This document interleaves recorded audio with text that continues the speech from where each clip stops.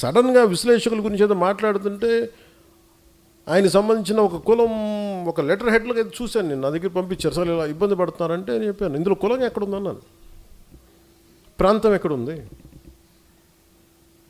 అంటే విశ్లేషించేటప్పుడు విశ్లేషకుడికి ఎవరినైతే విశ్లేషిస్తున్నాడో అతనికి కులం కానీ అతనికి ప్రాంతం కానీ వర్తించదు. కానీ మనం తిరిగి కౌంటర్స్ ఇచ్చేటప్పుడు మటుకు వాళ్ళ కులం వాళ్ళ ప్రాంతం వర్తిస్తుంది.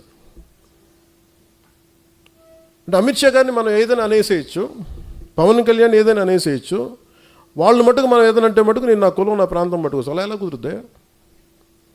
అన్నీ మీ కన్వీనియన్స్కే, అన్నీ మీ కన్వీనియన్స్కే. మేమేంటి చేతులు కట్టుకొని కూర్చున్నాం, మేము అందరం మేము ఇస్తానికి కూర్చొని మాట్లాడితే మా కోపాలు రావా? మాట్లాడతాం. అందరికి ఎన్నిసార్లు భయపడిపోతాం అనుకుంటున్నారా? ప్రతిదానికి ప్రతి ఆర్గ్యుమెంట్కి ఏ ఆర్గ్యుమెంట్ ఇదే చెప్తున్నాను, ఇలా భయపెడదాం అనుకునే వాళ్ళకి చెప్తున్నాను కదా.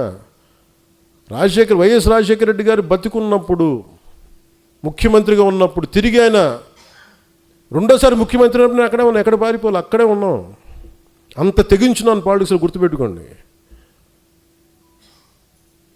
మీరు కూర్చోబెట్టి మీ కన్వీనియంట్ ఆర్గ్యుమెంట్స్ తీసుకొచ్చి ఇలా మాట్లాడితే జనసేనని హ్యాండిల్ చేయాలి ఎంత తెగించి వచ్చానంటే నాకు ఎంత తెగింపు ఉంటుందో మీరు ఎంత ఊహించుకుని తక్కువ, గుర్తుపెట్టుకోండి. మీకు ఎంత యుద్ధం కావాలి అంటే నువ్వు కోరుకున్నంత యుద్ధం ఇవ్వగలవు, అది నీ కెపాసిటీ. అది నువ్వు ఎంత చేస్తే నేను ఇంత చేస్తాను, నువ్వు అంత అంటే అంత, నువ్వు ఎంత అంటే అంత.